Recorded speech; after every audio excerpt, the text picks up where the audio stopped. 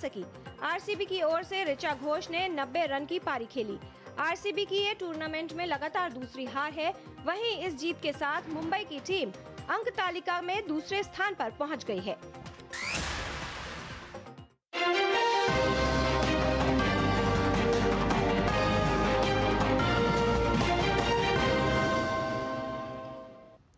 नमस्कार, आप सभी का स्वागत डीडी न्यूज पर। आपके साथ मैं हूं मुकुल शर्मा। इस वक्त की तमाम बड़ी खबरों से आपको रूबरू कराएंगे, लेकिन सबसे पहले नजर डालते हैं हेडलाइंस पर। गोवा में भारत ऊर्जा सप्ताह 2026 की शुरुआत। पीएम मोदी ने किया वर्चुअली संबोधित। कहा देश में बढ़ेगी पेट्रोकेमिकल पदार्थों की मांग। ऑयल और गैस सेक्टर में $100 अरब के निवेश का प्रयास।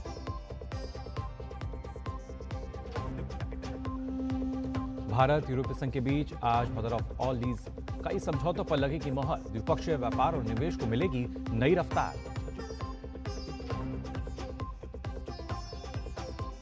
बजट सत्र से पहले सरकार ने बुलाई सर्वदलीय बैठक। संसदीय कार्य मंत्री किरेन रिजिजू राजनीतिक दलों के फ्लोर लीडर्स के साथ करेंगे बैठक। अहम राष्ट्रीय मुद्दों और विधायी कार्य सूची पर होगी चर्चा।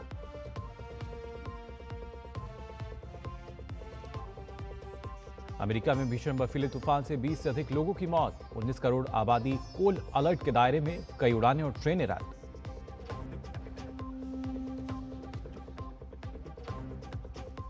और शीर्ष वरीयता प्राप्त अरीना साबालेंका ऑस्ट्रेलियन ओपन के सेमीफाइनल में पहुंची। क्वार्टर फाइनल में 18 साल की ईवा जोविच को हराया।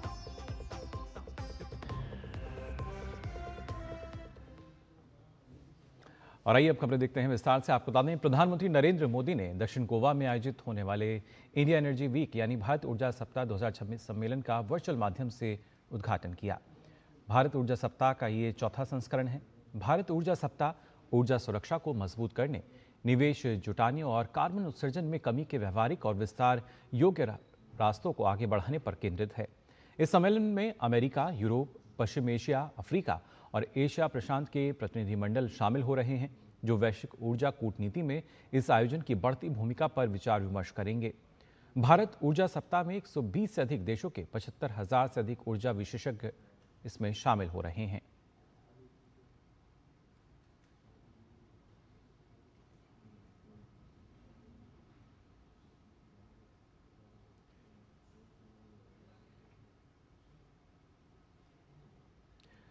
चार दिवसीय इंडिया एनर्जी वीक का वर्चुअल माध्यम से उद्घाटन करने के बाद प्रधानमंत्री नरेंद्र मोदी ने अपना संबोधन भी यहां दिया। प्रधानमंत्री ने कहा कि भारत आज के समय में हर क्षेत्र में वैश्विक साझेदारी पर काम कर रहा है। पीएम ने महत्वाकांक्षी डीप सी एक्सप्लोरेशन समुद्र मंथन का जिक्र करते हुए बताया कि इस दशक के अंत तक तेल एवं गैस क्षेत्र में निवेश को खासतौर से $100 अरब का प्रयास किया जा रहा है। भारत आज हर सेक्टर में ग्लोबल पार्टनरशिप पर बहुत अधिक काम कर रहा है। मैं अगर एनर्जी सेक्टर की ही चर्चा करूं तो यहां एनर्जी वैल्यू चेन से जुड़े हुए अलग अलग क्षेत्रों में निवेश की बहुत संभावनाएं हैं। आप एक्सप्लोरेशन का ही क्षेत्र ले लीजिए। भारत ने अपने एक्सप्लोरेशन सेक्टर को काफी ओपन कर दिया है। आपको हमारे डीप सी एक्सप्लोरेशन से जुड़े समुद्र मंथन मिशन की भी जानकारी है। हम इस दशक के अंत तक अपने ऑयल एंड गैस सेक्टर में इन्वेस्टमेंट को $100 बिलियन तक ले जाने का प्रयास कर रहे हैं। हमारा लक्ष्य एक्सप्लोरेशन के दायरे को भी 1 मिलियन स्क्वायर किलोमीटर तक विस्तार करने का है। इसी सोच के साथ हमारे यहां 170 से अधिक ब्लॉक्स को अवार्ड किया जा चुका है। अंडमान निकोबार का बेसिन भी हमारी नेक्स्ट हाइड्रोकार्बन हब बन रहा है। इसके साथ ही प्रधानमंत्री ने कहा कि देश में पेट्रोकेमिकल पदार्थों की मांग बढ़ने जा रही है। उन्होंने देश में हो रहे तेज सुधारों का जिक्र किया और कहा कि पेट्रोकेमिकल में किया जाने वाला निवेश बड़ी तेजी से बढ़ेगा। भारत की इतनी बड़ी जनसंख्या है, हमारी इकोनॉमी लगातार बढ़ रही है। ऐसे भारत में पेट्रोकेमिकल प्रोडक्ट्स की डिमांड भी लगातार बढ़ने वाली है। इसलिए हमें बहुत बड़े एनर्जी इंफ्रास्ट्रक्चर की आवश्यकता होगी और इसमें भी आपका इन्वेस्टमेंट आपको बहुत ग्रोथ देगा। इन सब के अलावा भारत में डाउनस्ट्रीम एक्टिविटीज में भी आपके लिए इन्वेस्टमेंट के बहुत मौके हैं। साथियों, आज का भारत रिफॉर्म्स एक्सप्रेस पर सवार है और हर सेक्टर में तेजी से रिफॉर्म्स कर रहा है। हम डोमेस्टिक हाइड्रोकार्बन को सशक्त करने के लिए रिफॉर्म्स कर रहे हैं और ग्लोबल कोलैबोरेशन के लिए ट्रांसपेरेंट और इन्वेस्टर फ्रेंडली एनवायरनमेंट बना रहे हैं। भारत अब एनर्जी सिक्योरिटी से आगे बढ़कर एनर्जी इंडिपेंडेंस के मिशन पर काम कर रहा है। भारत एक ऐसा एनर्जी सेक्टर इकोसिस्टम डेवलप कर रहा है जो भारत की लोकल डिमांड को पूरा कर सके और एफोर्डेबल रिफाइनिंग और ट्रांसपोर्टेशन सॉल्यूशन से दुनिया के लिए एक्सपोर्ट भी बहुत ही कॉम्पिटिटिव हो। और आइए बुलेटिन में आगे बढ़ते हैं, बात करते हैं उस खबर की जिस पर पूरी दुनिया की निगाहें टिकी हुई हैं। दरअसल भारत और यूरोपीय संघ के बीच मुक्त व्यापार समझौते पर बातचीत अंतिम चरण में है। पूरी दुनिया की निगाहें आज होने वाली भारत यूरोपियन यूनियन शिखर सम्मेलन वार्ता पर भी हैं। यूरोपीय संघ भारत का सबसे बड़ा वस्तु व्यापार भागीदार है। इस समझौते से दोनों पक्षों के बीच व्यापार को नई ऊर्जा मिलने की उम्मीद है। आखिर क्यों है ये समझौता इतना अहम, आइए जानते हैं इस रिपोर्ट में। We are on the cusp of a historic trade agreement. Indeed, some call it the mother of all deals. One that would create a market of 2 billion people, accounting for almost a quarter of global GDP. Davos में world economic forum के दौरान यूरोपीय आयोग के अध्यक्ष Ursula von der Leyen ने कहा कि यूरोपीय संघ और भारत एक ऐतिहासिक मुक्त व्यापार समझौते के बेहद करीब पहुंच चुके हैं। समझौते से भारत के निर्यात को बड़ा बढ़ावा मिलने की उम्मीद है। साथ ही इससे वैश्विक स्तर पर चल रहे संरक्षणवाद के दौर में भारत के व्यापार को विविधता भी मिलेगी। यूरोपीय संघ भारत का सबसे बड़ा वस्तु व्यापार भागीदार है। वर्ष 2024-25 में भारत ईयू के बीच वस्तुओं का व्यापार 136 अरब डॉलर रहा। भारत के कुल निर्यात में ईयू की 17% हिस्सेदारी है।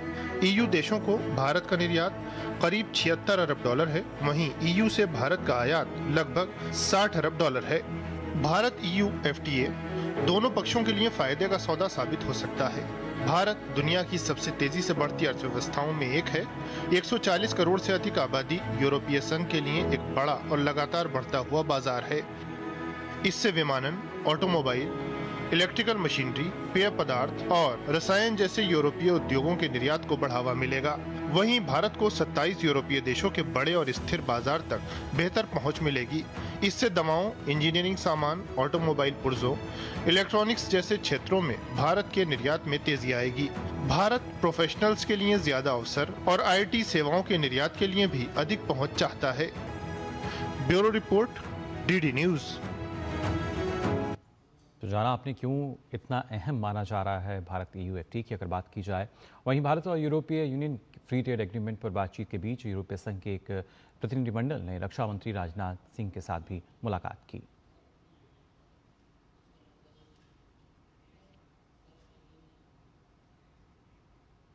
आज भारत रक्षा क्षेत्र में जिस आत्मनिर्भरता को ध्यान में रखकर आगे बढ़ रहा है, उसकी एक और कसौटी यह है कि हमारी डिफेंस एक्सपोर्ट कैपेबिलिटी कितनी बढ़ रही है। 2014 में के समय भारत का जो डिफेंस एक्सपोर्ट था अप्रॉक्सीमेटली 1000 करोड़ रुपए से भी कम हुआ करता था, लेकिन आज हमारा डिफेंस एक्सपोर्ट 25,000 करोड़ से भी अधिक पहुंच गया है। लेकिन अभी तो यह बस शुरुआत है। टारगेट 2930 का जो मैंने रखा है वो 50,000 करोड़ एक्सपोर्ट का टारगेट रखा है। हमें इसमें और वृद्धि करनी है। इसमें और तेजी लाने के लिए डीआरडीओ को सिस्टम डिजाइन करते समय शुरू से ही एक्सपोर्ट मार्केट्स को भी ध्यान में रखना होगा। तो रक्षा क्षेत्र तमाम संभावनाएं उसमें नजर आती हैं, तमाम अवसर हैं और इसी को लेकर यहाँ उनका जिक्र किया रक्षा मंत्री राजनाथ सिंह ने। आज दिल्ली में भारत यूरोपीय संघ शिखर सम्मेलन का प्रमुख आकर्षण जो है वो होगा मुक्त व्यापार समझौते पर हस्ताक्षर। इसके कई आयाम होंगे जिसमें एक अहम तत्व होगा प्रवासन और गतिशीलता यानी माइग्रेशन एंड मोबिलिटी। ये अमेरिकी राष्ट्रपति डोनाल्ड ट्रंप के लगाए गए अमेरिकी वीज़ा प्रतिबंधों से प्रभावित पेशेवरों के लिए एक बड़ी राहत की बात होगी। देखिए हमारे संवाददाता अखिलेश सुमन की रिपोर्ट। भारत और यूरोप के संबंधों के बीच एक नए इतिहास की शुरुआत हुई जब यूरोपीय परिषद के अध्यक्ष एंटोनियो कोस्टा और यूरोपीय आयोग के अध्यक्ष उर्सुला वॉन डेर लेन 26 जनवरी को गणतंत्र दिवस समारोह में मुख्य अतिथि बने और इसके बाद 27 जनवरी को वे प्रधानमंत्री नरेंद्र मोदी के साथ भारत EU शिखर सम्मेलन में शामिल हो रहे हैं। इस दिन वे मुक्त व्यापार समझौते के भी गवाह बनेंगे, जिसमें प्रवासन और गतिशीलता पर प्रमुख फोकस हो सकता है। The EU is already one of India's largest trading partners. Our clean energy and climate partnership links climate ambition with industrial competitiveness. We cooperate on renewables, green hydrogen and sustainable manufacturing. The EU-India Trade and Technology Council is shaping cooperation on artificial intelligence, semiconductors, cybersecurity and digital infrastructure. Donald Trump के राष्ट्रपति काल में अमेरिकी visa नियमों को सख्त किया गया, जांच बढ़ाई गई और उच्च कौशल कार्य वीजा पर सीमाएं लगाई गईं, जिससे भारतीय पेशेवरों के अवसर सीमित हुए। ऐसे में यूरोप भारतीय छात्रों और कुशल कामगारों के लिए अधिक पूर्वानुमान और नियम आधारित गंतव्य के रूप में उभर रहा है, जिसे अमेरिका की तुलना में अधिक सुरक्षित माना जा रहा है। माइग्रेशन और मोबिलिटी के रूप में प्रचलित इस प्रावधान में कानूनी प्रवासन, कौशल आधारित आवाजाही, सामाजिक सुरक्षा तथा अवैध प्रवासन और मानव तस्करी पर रोक के लिए एक संरचित ढांचा तैयार किया जा रहा है। माइग्रेशन और मोबिलिटी भारत और यूरोपियन यूनियन के बीच में एक अहम मुद्दा है और फ्री ट्रेड एग्रीमेंट के चलते जब हम गुड्स और सर्विसेज की बात करते हैं तो सर्विसेज सेक्टर में माइग्रेशन एक अहम बिंदु है। कुछ वर्षों से जो है अमेरिका की रिस्ट्रिक्टिव पॉलिसी के चलते वहां की कंडीशंस को और स्ट्रिक्ट करते हुए काफी ज्यादा हद तक जो है रुझान यूरोपियन यूनियन और उसके देशों की तरफ बढ़ा है भारतीयों का। यूरोप में हमारे स्किल सेट की, हमारी प्रोफेशनल स्किल सेट की एक बहुत बड़ी डिमांड है। यूरोपीय संघ में 2024 तक लगभग 9.3 लाख भारतीय नागरिक रह रहे थे, जिनमें और बढ़ोतरी हुई है। अध्ययन, शोध और अन्य गतिविधियों के लिए EU में निवास अनुमतियों में भारतीय शीर्ष पर रहे और कुल EU ब्लू कार्ड का लगभग 20.8% हिस्सा यानी 16,268 भारतीयों को मिला। पिछले 2 दशकों में 6,000 से अधिक भारतीय छात्र एरास्मस मुंडस छात्रवृत्ति से लाभान्वित हुए हैं। सूत्रों का कहना है कि FTA के बाद यूरोपीय संघ छात्रों, शोधकर्ताओं और प्रवासियों के लिए कोटा तय कर सकता है, जिसे सदस्य देशों में बांटा जाएगा। इससे भारतीय आकांक्षियों को विभिन्न यूरोपीय देशों में अवसरों के बारे में आधिकारिक जानकारी मिलेगी, जिससे वे रोजगार और अध्ययन के लिए लक्षित प्रयास कर सकेंगे। यह यूरोपीय संघ में कौशल की कमी को भी पूरा करने में मदद करेगा। अखिलेश सुमन, DD न्यूज। तो अलग अलग आयाम नजर आते हैं भारत यूरोपीय संघ FTA की जब हम खासतौर से बात कर रहे हैं, लेकिन इन दोनों के बीच जो साझेदारी है वो लगातार मजबूत होती नजर आती है। भारत यूरोपीय संघ का एक भरोसेमंद साझेदार बन गया है। इसी साझेदारी का परिणाम है कि भारत और यूरोपीय संघ के बीच वस्तुओं का द्विपक्षीय व्यापार 90% बढ़कर $136 अरब तक पहुंच गया है। उद्योग जगत का अनुमान है कि FTA के तहत टैरिफ हटने के बाद अगले 3 सालों में खासतौर से यूरोपीय संघ को भारत का निर्यात दोगुना हो सकता है। दुनिया में बदलती वैश्विक व्यवस्था के बीच भारत और यूरोपीय संघ रणनीतिक स्वायत्तता और मजबूती के अपने लक्ष्यों को एक दूसरे के साथ जोड़ रहे हैं। ये तालमेल एशिया में भारत को यूरोप का एक बेहद अहम और भरोसेमंद साझेदार बनाता है। भारत और EU की 2 दशकों की स्ट्रेटेजिक पार्टनरशिप नेचुरल है, ऑर्गेनिक है। इसके मूल में ट्रस्ट है, लोकतांत्रिक मूल्यों में साझा विश्वास है। पिछले 10 वर्षों में भारत और EU के बीच वस्तुओं का द्विपक्षीय व्यापार 90% बढ़कर $136 अरब तक पहुंच गया है। वहीं EU का प्रत्यक्ष विदेशी निवेश $140 अरब से ज्यादा हो चुका है। इससे भारत को टैरिफ से जुड़ी अनिश्चितताओं से निपटने में सहारा मिल सकता है, जबकि यूरोप को चीन और रूस पर निर्भरता कम करने में मदद मिल रही है। आज भारत में पहले के मुकाबले कहीं ज्यादा यूरोपीय कंपनियां कारोबार कर रही हैं। इस साझेदारी का सबसे सशक्त उदाहरण भारत में गठित यूरोपीय बिजनेस का नया फेडरेशन है। यह फेडरेशन 6,000 से अधिक यूरोपीय संघ की कंपनियों को एक मंच पर लाता है, जिन्होंने भारतीय अर्थव्यवस्था में प्रत्यक्ष और अप्रत्यक्ष रूप से लगभग 8 मिलियन नौकरियां सृजित की हैं। समय के साथ भारत EU संबंध हाशिए से निकलकर मुख्य धारा में आए हैं। 1962 में कूटनीतिक संबंध तो स्थापित हुए, लेकिन लंबे समय तक वो निष्क्रिय रहे। साल 2000 में लिस्बन शिखर सम्मेलन के साथ रिश्तों को नई गति मिली और वार्षिक शिखर बैठकें शुरू हुई। इसके बाद साल 2004 में रणनीतिक साझेदारी और 2005 में संयुक्त कार्य योजना बनी, जिसमें व्यापार, सुरक्षा और ऊर्जा पर फोकस किया गया। साल 2022 के बाद अटकी हुई FTA वार्ताओं को दोबारा शुरू किया गया। साथ ही ट्रेड एंड टेक्नोलॉजी काउंसिल का गठन हुआ, ताकि मानकों का तालमेल, सप्लाई चेन की मजबूती और तकनीक में साझा नवाचार को बढ़ावा मिले। भू राजनीतिक बदलावों के बीच 2025 में भारत और EU ने 5 स्तंभों वाला एजेंडा एजेंडा तय किया: शांति, पर्यावरण, समृद्धि, लोग और साझेदारी। इसके तहत सेमीकंडक्टर, ग्रीन हाइड्रोजन और आर्टिफिशियल इंटेलिजेंस को प्राथमिकता दी गई। यूरोपीय संघ का चिप्स एक्ट 43 अरब यूरो की फंडिंग के साथ सेमीकंडक्टर उत्पादन को बढ़ावा देता है, ताकि इसकी वैश्विक कमी से निपटा जा सके। ये भारत की PLI योजनाओं जैसा है, जिसके तहत रणनीतिक क्षेत्रों में उत्पादन बढ़ाने के लिए कंपनियों को 4 से 6% तक प्रोत्साहन मिलता है। वहीं जिस तरह भारत, ऑस्ट्रेलिया और UAE के साथ खनिज आधारित व्यापार साझेदारियां कर रहा है, वैसे ही यूरोपीय संघ का critical raw materials act lithium, rare earth और कोबाल्ट जैसी जरूरी सामग्रियों की आपूर्ति तेज करने पर जोर देता है। ऐसे में दोनों पक्ष अहम तकनीकों की सप्लाई चेन को सुरक्षित बनाने में साथ काम कर सकते हैं। भारत के लिए यूरोपीय संघ दवाइयों और वस्त्र जैसे क्षेत्रों में स्थिर और भरोसेमंद बाजार उपलब्ध कराता है। वहीं यूरोप को भारत के रूप में मल्टीपोलर विजन को मजबूती देने वाला एक गैर पश्चिमी साझेदार मिलता है। यूरोपीय संघ भारत के सबसे बड़े व्यापारिक साझेदारों में से एक है। भारत के कुल वस्तु निर्यात में EU देशों की हिस्सेदारी करीब 17% है और सेवाओं के व्यापार में भी इसकी बड़ी भूमिका है। उद्योग जगत का अनुमान है कि FTA के तहत टैरिफ हटने के बाद अगले 3 सालों में EU को भारत का निर्यात 2 गुना हो सकता है।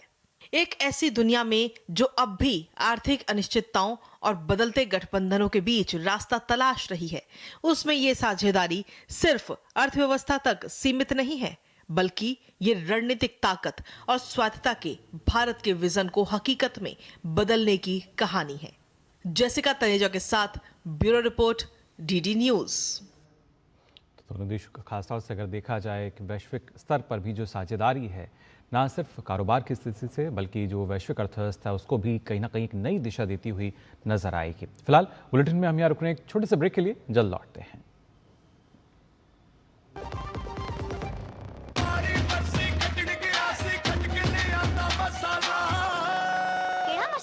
छोले दा या लोबे दा, पंजाबी छोले दा या पिंडी चने दा। अब छोलिया हो या लोबिया, पंजाबी छोले या पिंडी चने, सब कुछ मजेदार बने। मेरी पसंद, मेरी पसंद, मेरी पसंद, मेरी पसंद, हमारी पसंद, हम सबकी पसंद। मजबूत देश का मजबूत सरिया हो गया स्टील। कुछ पल नहीं दिशा दिखाए, मंजिल नहीं फिर दूर, जब कुछ पल साथ तुम्हारे साथ बिताए हुए पल मेरे साथ रहेंगे जिंदगी भर। LIC से मिले बीमे की रकम ने ही मेरे नए काम की शुरुआत को मुमकिन बनाया।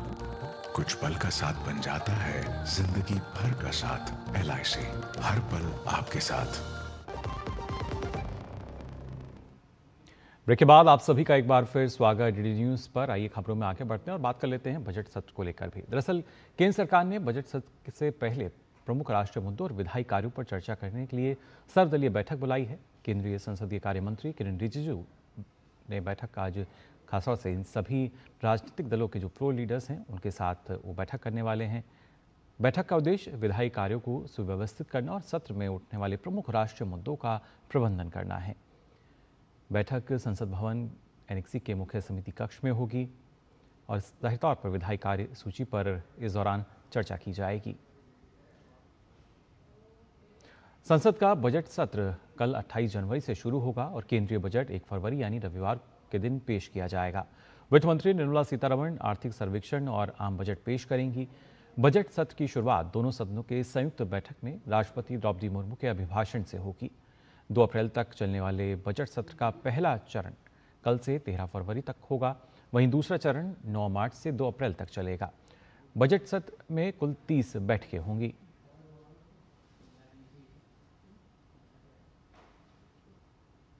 तो कल से शुरू होगा संसद का बजट सत्र, जिसकी शुरुआत होगी राष्ट्रपति द्रौपदी मुर्मू के अभिभाषण के साथ।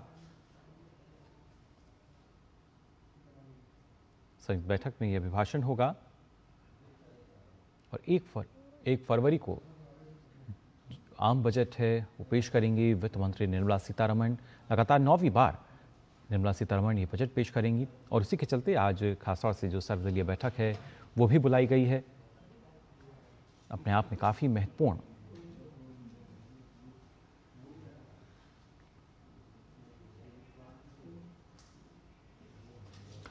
और आइए आपको खासतौर से अब तस्वीरें हम दिखाते हैं राजघाट की, जहां पर यूरोपीय परिषद के अध्यक्ष और खासतौर से यूरोपीय आयोग के अध्यक्ष जो हैं वो राजघाट पहुंची हैं।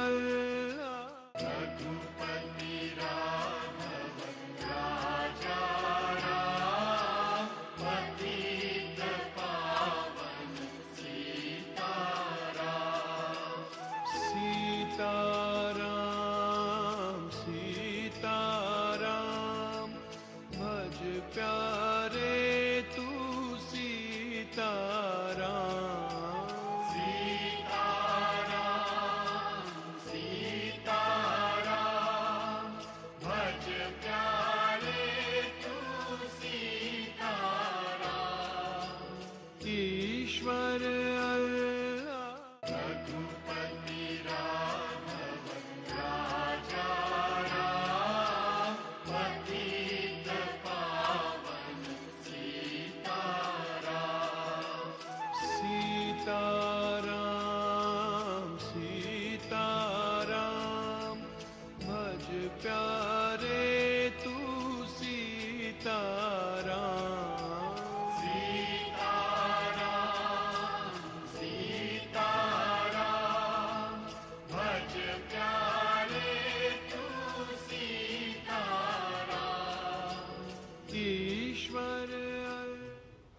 तस्वीरों में आपने देखा यूरोपियन परिषद के अध्यक्ष एंटोनियो कोस्टा और यूरोपियन खासतौर से अगर बात की जाए वहाँ आयोग की अध्यक्ष उर्सुला वॉन डेर लेयन जो हैं वो राजघाट पहुँचे और महात्मा गांधी की समाधि पर उन्होंने अपने श्रद्धांजलि जो है उनको वहाँ पर अर्पित की। खबरों में आगे बढ़ते हैं। आपको बता दें बीजेपी के राष्ट्रीय अध्यक्ष नितिन नवीन आज से 2 दिन के लिए पश्चिम बंगाल दौरे पर रहेंगे। पार्टी के अध्यक्ष पद की जिम्मेदारी के बाद ये उनकी पहली पश्चिम बंगाल यात्रा होगी। नितिन नवीन राज्य विधानसभा चुनाव से पहले संगठन को मजबूत करने के उद्देश्य से आयोजित होने वाली कई महत्वपूर्ण संगठनात्मक बैठकों में भी हिस्सा लेंगे। विधानसभा चुनाव से पहले नितिन नवीन की ये बंगाल यात्रा बहुत अहम मानी जा रही है। और आपको बता दें संसद के आगामी बजट सत्र की शुरुआत से पहले बुलाई गई सर्वदलीय जो बैठक है वो शुरू हो चुकी है। बजट सत्र 28 जनवरी से शुरू होगा और केंद्रीय बजट 1 फरवरी यानी रविवार के दिन पेश किया जाएगा। वित्त मंत्री निर्मला सीतारमण आर्थिक सर्वेक्षण और आम बजट पेश करेंगी, लेकिन फिलहाल जो सर्वदलीय बैठक है वो शुरू हो चुकी है।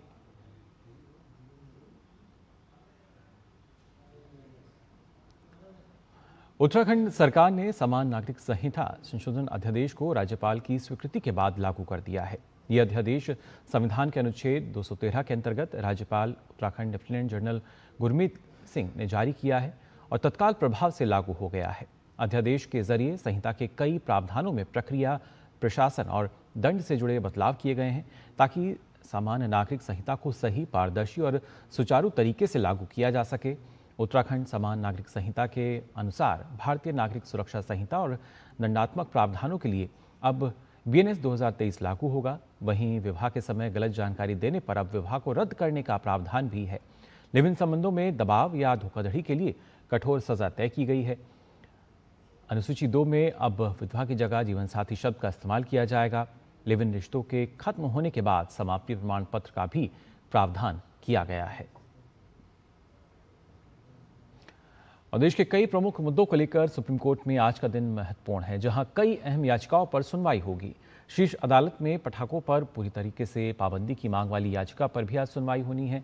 साथ ही सर्वोच्च न्यायालय में UGC की नई नीति के खिलाफ दायर याचिका पर जल्द सुनवाई की मांग के मामले को भी यहां पर मेंशन किया जा सकता है। सुप्रीम कोर्ट में दिल्ली के प्राइवेट स्कूलों में मनमानी फीस रोकने के लिए लाई गई दिल्ली सरकार की अधिसूचना के खिलाफ स्कूलों की ओर से भी याचिका दाखिल की गई है, जिस पर भी अदालत सुनवाई करेगा। और आइए अब आगे बढ़ते हैं, बात कर लेते हैं प्रगति पहल को लेकर। प्रधानमंत्री नरेंद्र मोदी ने सत्ता में आने के बाद लंबित परियोजनाओं के काम में तेजी लाने और उन्हें जल्द से जल्द पूरा करने के लिए प्रगति नाम से पहल की शुरुआत की, जिसका मकसद था प्रोजेक्ट्स में देरी की वजहों का पता लगाकर उनका समाधान निकालना। और इस पहल की अब तक 50 बैठकें हो चुकी हैं और 85 लाख करोड़ की करीब 3300 से ज्यादा परियोजनाओं को जल्द पूरा भी किया गया है। प्रगति की पहल कैसे कमाल कर रही है, इस पर लगातार हम सीरीज चला रहे हैं जिसका नाम है प्रगति एट 50 विकास को गति।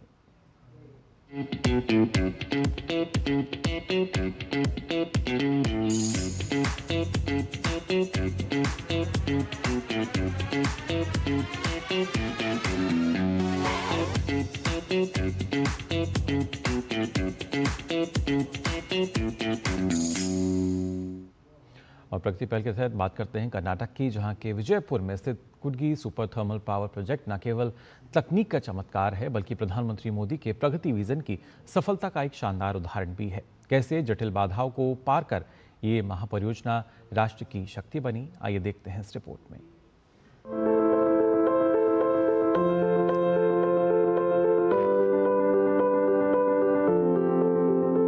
कुडगी सुपर थर्मल पावर प्रोजेक्ट दक्षिण भारत के सबसे बड़े बिजली केंद्रों में से एक है। एनटीपीसी द्वारा विकसित ये 2400 मेगावाट का संयंत्र 3 अत्याधुनिक उत्पादन इकाइयों से लैस है, जिसे सुपर क्रिटिकल प्लांट कहा जाता है। वो इसलिए क्योंकि ये पारंपरिक संयंत्रों के मुकाबले कम कोयले और पानी में 5% अधिक बिजली पैदा करता है। ये तकनीक न केवल उच्च दक्षता सुनिश्चित करती है, बल्कि कार्बन उत्सर्जन को भी कम करती है, जो पर्यावरण के प्रति हमारी प्रतिबद्धता को दर्शाता है। समझौतों के तहत यहाँ की बिजली कर्नाटक, तमिलनाडु, केरल, आंध्र प्रदेश, तेलंगाना और पुडुचेरी जैसे राज्यों को मिल रही है, जो ग्रिड की स्थिरता और औद्योगिक विकास की रीढ़ बन गई है। हालांकि जितना महत्वाकांक्षी ये प्रोजेक्ट है, उतनी ही बाधाएं इस प्रोजेक्ट की राह से गुजरी। कर्नाटक में कोयले का अपना भंडार नहीं है, इसलिए झारखंड के पकरी बरवाडीह से लंबी दूरी की कोयला आपूर्ति के लिए मजबूत रेलवे नेटवर्क अनिवार्य था। वहीं शुष्क क्षेत्र होने के कारण अलमाटी जलाशय से सालाना 5.2 मिलियन क्यूबिक फीट पानी का आवंटन भी एक जटिल प्रक्रिया थी। रेलवे कनेक्टिविटी, रसद और जल प्रबंधन जैसी बाधाएं परियोजना की गति को रोक रही थीं।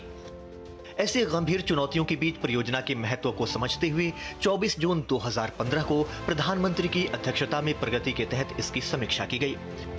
प्रधानमंत्री ने रेलवे लाइन के दोहरीकरण, भूमि हस्तांतरण और जल पाइपलाइन के लिए ROU यानी कि उपयोग का अधिकार के कार्यों में तेजी लाने के स्पष्ट निर्देश दिए।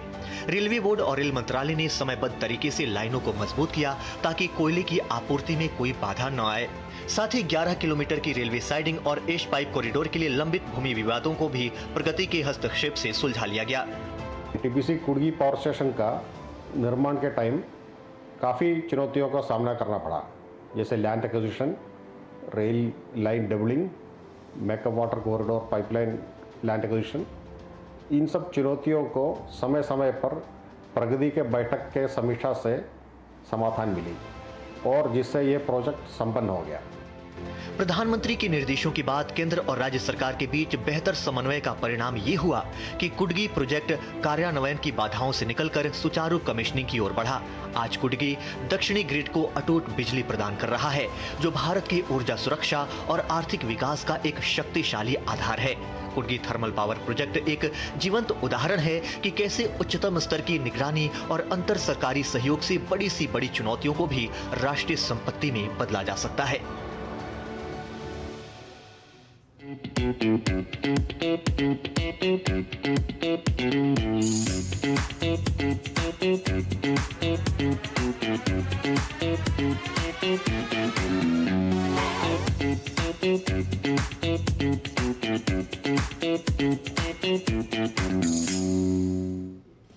तो जाना आपने प्रगति पहल के जरिए किस तरीके से विकास को गति मिल रही है।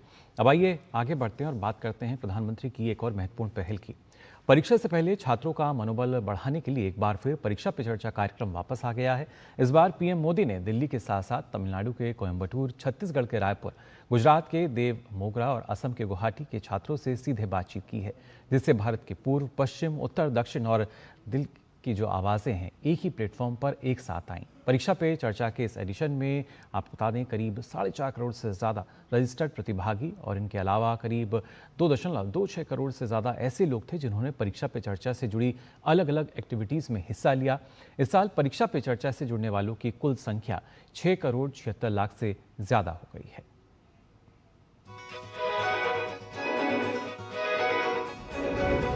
इस बार परीक्षा पे चर्चा का होगा एक नया रूप, कुछ नई जगहें और एक नया सफर बच्चों तक पहुंचने का, उनकी कहानियों से जुड़ने का। ये हमने ऐसा अपने सपने में भी नहीं सोचा था कि नरेंद्र मोदी जी खुद हमसे मिलेंगे। कुछ खिलाए बुलाए कि नहीं? Yes sir. तो मेरे लिए कुछ लाए हैं? हर बार की तरह होंगे ढेरों सवाल from the young bright minds of India. रोजाना कौन सी एक छोटी सी हैबिट अपनानी चाहिए जिससे हम अपने सपने के नजदीक पहुंचते जाएं? हमें मोटिवेशन की जरूरत है या अनुशासन की? आत्मविश्वास बढ़ाने के लिए आप हमें क्या सलाह देना चाहेंगे? आपने अपने तनाव को कैसे हैंडल किया? जिनके मिलेंगे सारे जवाब। परीक्षा के लिए सबसे अच्छी चीज होती है लिखने की आदत डालें। आप मान के चलिए आपने जो पढ़ा है वो कहीं न कहीं तो स्टोरेज है ही है। आप अपनी जो पैटर्न है उस पर पूरा भरोसा करो। देखिए हर एक को हर चीज नहीं आती, देखिए हर एक को कुछ न कुछ तो आता ही। हमने उनका वेलकम किया, फिर उनके साथ बातचीत की, तो पता ही नहीं चला कि टाइम कहाँ चला गया। परीक्षा पे चर्चा में बच्चे सिर्फ जवाब नहीं, भविष्य का भरोसा साथ ले जाते हैं। वो बहुत अटेंटिव थे। आपके मिल्क चाय। तो मुझे चाय बनानी होगी। ये आपकी हैंड राइटिंग है? Yes sir. अरे वाह। सारी दुनिया तेरे पीछे मुश्किलों से लड़ता चल, बढ़ता चल, तू बढ़ता चल। तो तैयार हो जाएं, आ रहा है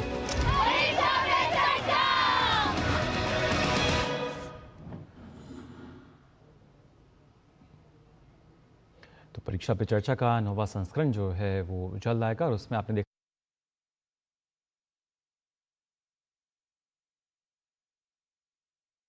प्रधानमंत्री नरेंद्र मोदी के साथ।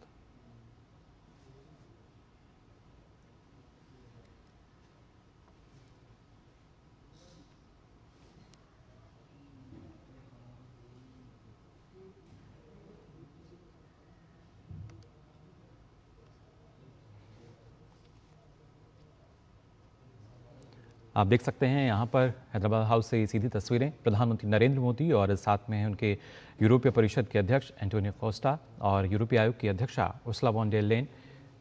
आज ये महत्वपूर्ण मुलाकात और साथ ही साथ एक अगर देखा जाए महत्वपूर्ण पड़ाव यहाँ नज़र आएगा जिसकी घोषणा हो सकती है। खासतौर से अगर बात की जाए भारत यूरोपीय संघ FTA की अगर हम बात करें उसकी, लेकिन उससे पहले ये मुलाकात कई मायनों में अहम और आप देख सकते हैं यहाँ पर यूरोपीय संघ का नेतृत्व और प्रधानमंत्री नरेंद्र मोदी। फिलहाल हैदराबाद हाउस से सीधी तस्वीरें हमने देखा था, इससे पहले यूरोपीय संघ का जो नेतृत्व है वो राजघाट भी पहुंचा था और यहाँ पर ये देखिए जो तस्वीरें हैं अपने आप में बहुत कुछ बयां करती हुई किस तरीके से पूरी विश्व को, पूरी दुनिया को एक नई दिशा दे रहा है भारत और यूरोपीय संघ की साझेदारी।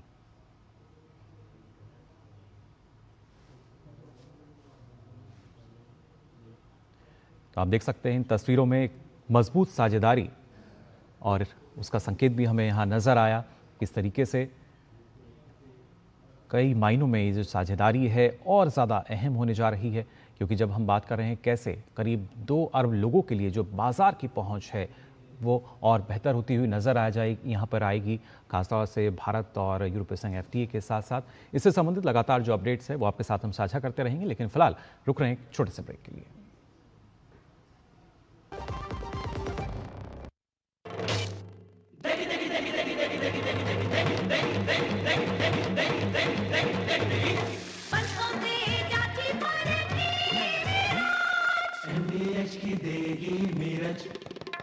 देगी मिर्च का तड़का, अंग अंग फड़का। की देगी मिर्च। जब धरती चीर कर निकलता है लोहे का पत्थर और मिलता है मोंगिया के जोश से, फिर तपता है, पिघलता है और बनता है फौलाद। अब होता है सरिया सारी खूबियों के साथ। मोंगिया स्टील, मजबूत देश का मजबूत सरिया। टिंग टिंग, अम्मू मैसेज मैसेज। मैं आपके मौसा के चाचा का नाती का पोता, शादी का कार्ड मैसेज में भेजा है, डाउनलोड करिए और आशीर्वाद दीजिए। मैं तो आपको जानती भी नहीं, फिर भी शादी का कार्ड खोलूं? मैं मूर्ख नहीं हूँ। क्या बात है अम्मा। UPI कहता है अगर कोई अनजान नंबर से फाइल या लिंक भेजे तो क्लिक मत करो और कहो मैं मूर्ख नहीं।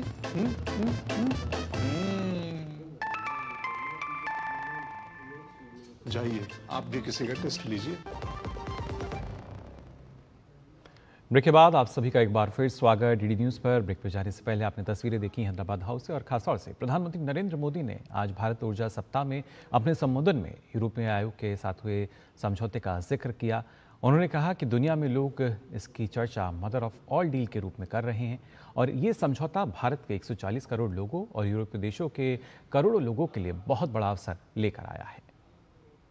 भारत और यूरोपियन यूनियन के बीच एक बहुत बड़ा एग्रीमेंट हुआ है। दुनिया में लोग इसकी चर्चा मदर ऑफ ऑल डील्स के रूप में कर रहे हैं। ये समझौता भारत के 140 करोड़ लोगों और यूरोपीय देशों के करोड़ों लोगों के लिए बहुत बड़े अवसर लेकर आया है। ये दुनिया की दो बड़ी इकोनॉमीज के बीच तालमेल का एक शानदार उदाहरण बना है। ये समझौता ग्लोबल जीडीपी के करीब 25% और ग्लोबल ट्रेड के करीब 1/3 हिस्से को रिप्रेजेंट करता है। ये समझौता ट्रेड के साथ साथ डेमोक्रेसी और रूल ऑफ लॉ के प्रति हमारे शेयर्ड कमिटमेंट को भी सशक्त करता है। प्रधानमंत्री ने जिक्र किया किस तरीके से भारत और यूरोपीय यूनियन के बीच जो अहम समझौता है किन मायनों में अहम है। और वहीं इससे पहले आपको बता दें, गोवा में इंडिया एनर्जी वीक 2026 से पहले केंद्रीय पेट्रोलियम और प्राकृतिक गैस मंत्री हरदीप सिंह पुरी ने संयुक्त अरब अमीरात के उद्योग और उन्नत प्रौद्योगिकी मंत्री और एरियन में एमडी और ग्रुप सीईओ डॉक्टर सुल्तान अहमद अल ज़बेर से मुलाकात की। एक्स पर जानकारी देते हुए उन्होंने लिखा, दोनों नेताओं ने हाल ही में नई दिल्ली में हुई मुलाकात को याद किया, जहां यूएई के राष्ट्रपति की राजकीय यात्रा के दौरान एचपीसीएल और एडेन के बीच दीर्घकालिक एलएनजी समझौता हुआ था। बैठक में अपस्ट्रीम परिसंपत्तियों, हाइड्रोकार्बन, रसायन, महत्वपूर्ण खनिजों और रणनीतिक पेट्रोलियम भंडारण जैसे क्षेत्रों में सहयोग बढ़ाने पर व्यापक चर्चा हुई। पुरी ने कहा कि भारत यूएई संबंध अब पारंपरिक खरीदार विक्रेता मॉडल से आगे बढ़कर एक मजबूत रणनीतिक साझेदारी बन चुके हैं। और आइए बात कर लेते हैं भारत पर्व को लेकर। 77वें गणतंत्र दिवस समारोह के तहत केंद्रीय पर्यटन मंत्रालय द्वारा लाल किले के लॉन में 6 दिवसीय राष्ट्रीय सांस्कृतिक एवं पर्यटन महोत्सव भारत पर्व 2026 का आयोजन किया जा रहा है। इस महोत्सव का उद्घाटन लोकसभा अध्यक्ष ओम बिरला और केंद्रीय पर्यटन एवं संस्कृति मंत्री गजेंद्र सिंह शेखावत ने किया। आइए देखते हैं ये खास रिपोर्ट। लाल किले का ऐतिहासिक परिसर एक बार फिर भारत की सांस्कृतिक विविधता और पर्यटन क्षमता का साक्षी बना है। केंद्रीय पर्यटन मंत्रालय द्वारा आयोजित भारत पर्व 2026 का शुभारंभ 26 जनवरी को किया गया। ये महोत्सव 31 जनवरी तक चलेगा।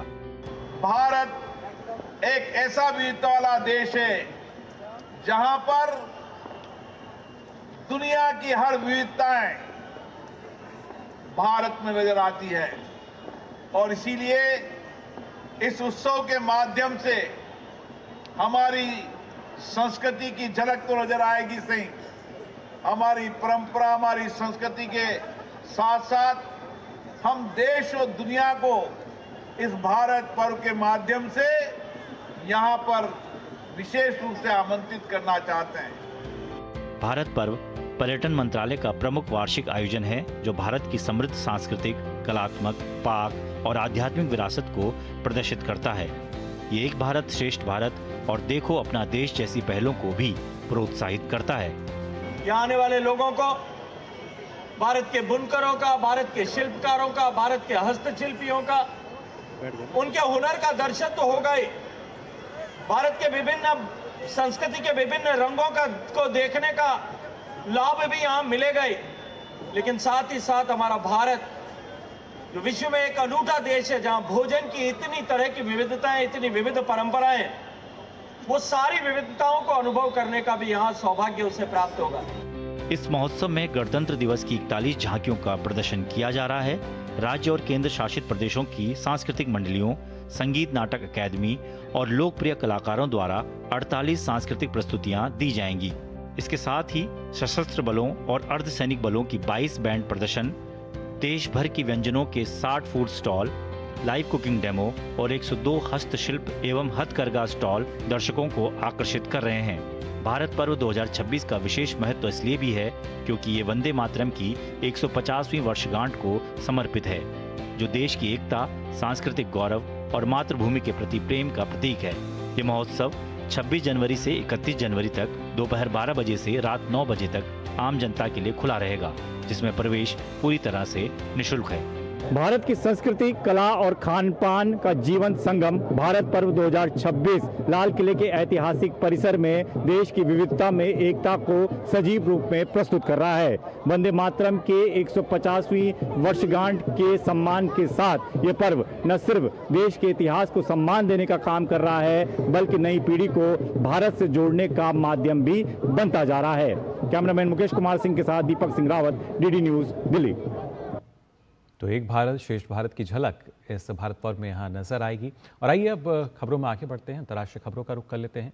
आपको बता दें, संयुक्त अरब अमीरात ने स्पष्ट किया है कि वह ईरान के खिलाफ किसी भी सैन्य कार्रवाई के लिए अपनी जमीन, जल सीमा या हवाई क्षेत्र का उपयोग करने की अनुमति नहीं देगा।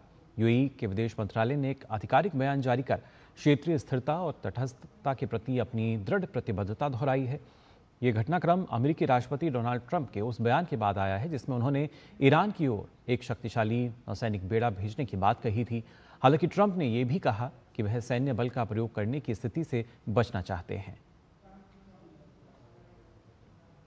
अमेरिकी राष्ट्रपति डोनाल्ड ट्रंप ने दक्षिण कोरिया से आयात होने वाले ऑटोमोबाइल, लकड़ी और दवाइयों पर टैरिफ 15% से बढ़ाकर 25% कर दिया है। ट्रुथ सोशल पर डोनाल्ड ट्रंप ने ऐलान किया कि चूंकि कोरियाई तहरीका ने हमारे ऐतिहासिक व्यापार समझौते को पारित नहीं किया, इसलिए ऑटोमोबाइल, लकड़ी, फार्म और अन्य सामान से जुड़ी वस्तुओं पर टैरिफ 15% से बढ़ाकर 25% किया जा रहा है।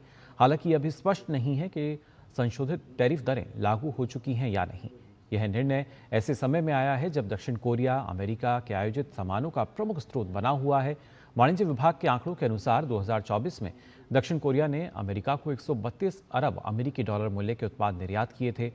प्रमुख शिपमेंट में ऑटोमोबाइल और ऑटो पार्ट्स के साथ साथ सेमीकंडक्टर और इलेक्ट्रॉनिक उत्पाद शामिल हैं, जिन क्षेत्रों में अब बढ़े हुए टैरिफ के कारण कीमतें बढ़ सकती हैं।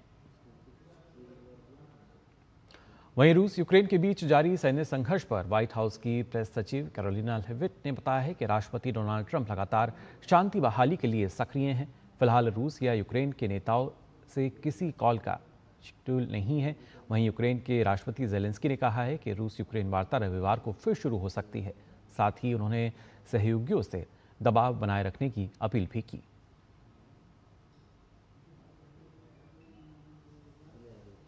और अमेरिका में शक्तिशाली आर्कटिक तूफान के बाद अब जानलेवा शीतलहर ने लाखों लोगों का जीवन संकट में डाल दिया है, जिससे मरने वालों का आंकड़ा बढ़कर 23 पहुंच गया है। न्यू मैक्सिको से लेकर मेन तक के इलाके भारी बर्फबारी और बर्फीली बारिश की चपेट में हैं, जिससे सामान्य जनजीवन पूरी तरह अस्त व्यस्त हो गया है। न्यूयॉर्क शहर में भीषण ठंड के बीच 8 लोगों के शव मिले हैं, जिनकी मौत के कारण की गहन जांच की जा रही है। दक्षिण के राज्यों टेनेसी, टेक्सास और लुइसियाना में बुनियादी ढांचा चरमरा गया है और करीब 6 लाख से अधिक घरों की बिजली भी गुल है। राष्ट्रीय मौसम सेवा के अनुसार देश के लगभग 19 करोड़ आबादी वर्तमान में किसी न किसी प्रकार के कोल्ड अलर्ट के दायरे में है। मिनेसोटा और विस्कॉन्सिन जैसे राज्यों में तापमान 0 से 30 डिग्री नीचे चला गया है, जहां फ्रॉस्टबाइट का खतरा बना हुआ है। सड़कों पर बर्फ की मोटी चादर और विजिबिलिटी कम होने के कारण हजारों उड़ानें और ट्रेनें रद्द कर दी गई हैं।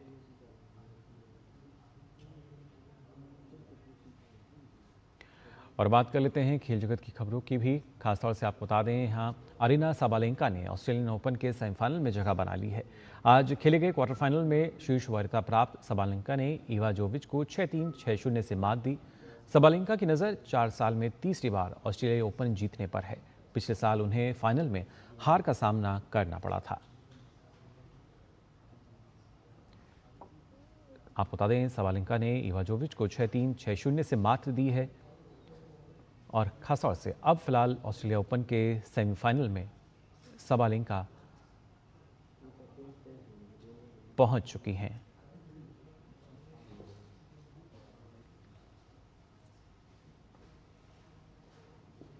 और आपको बता दें, भारत के दौरे पर यूरोपीय आयोग के अध्यक्ष उर्सुला वॉन डेर लेयन और यूरोपीय परिषद के अध्यक्ष एंटोनियो कोस्टा ने प्रधानमंत्री नरेंद्र मोदी के साथ मुलाकात की हैदराबाद हाउस में।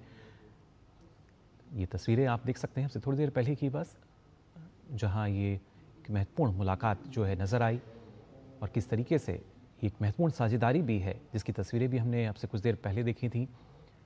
लेकिन फिलहाल ये तस्वीरें जिसमें आप देख सकते हैं यूरोपियन परिषद के अध्यक्ष और यूरोपियन आयोग के अध्यक्ष दोनों को, साथ में प्रधानमंत्री नरेंद्र मोदी भी यूरोपियन यूनियन के खासतौर से अगर बात की जाए उसका शीर्ष नेतृत्व यहाँ पर मौजूद है और साथ ही प्रधानमंत्री नरेंद्र मोदी भी, जिसका जिक्र यहाँ पर प्रधानमंत्री नरेंद्र मोदी ने अपने संबोधन में भी किया था।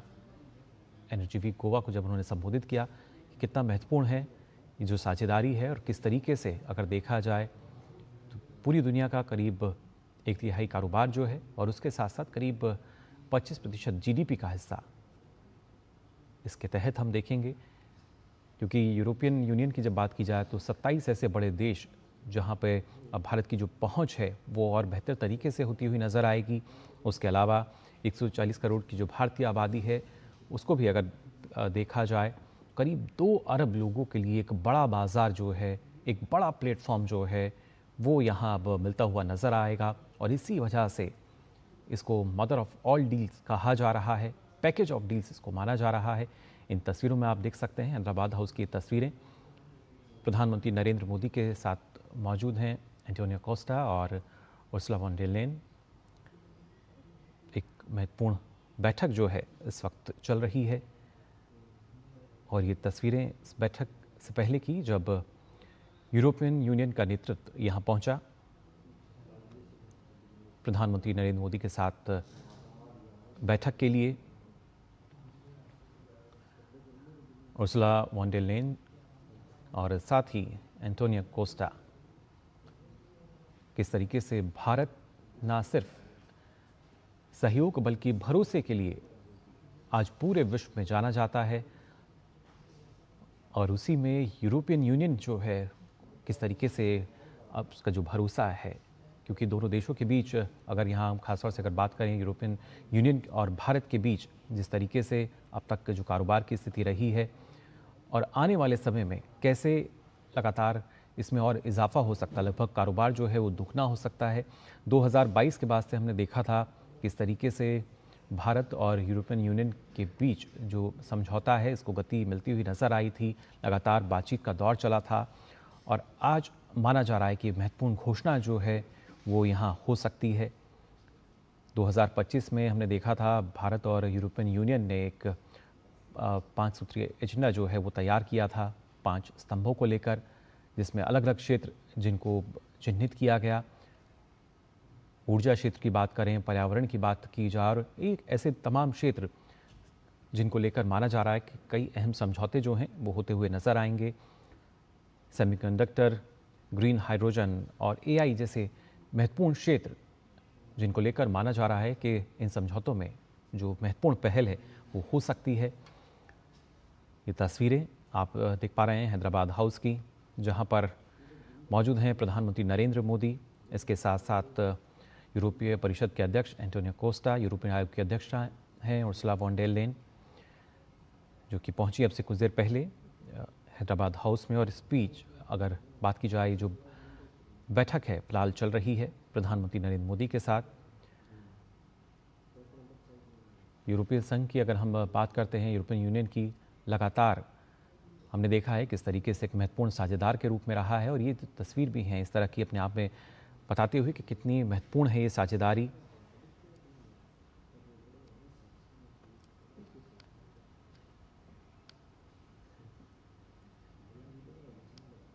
तो लगातार इस खबर पर हम बने हुए हैं, इससे संबंधित ताज़ा जानकारी आप तक हम पहुंचाते रहेंगे, लेकिन फिलहाल के लिए इस बुलेटिन में बस इतना ही।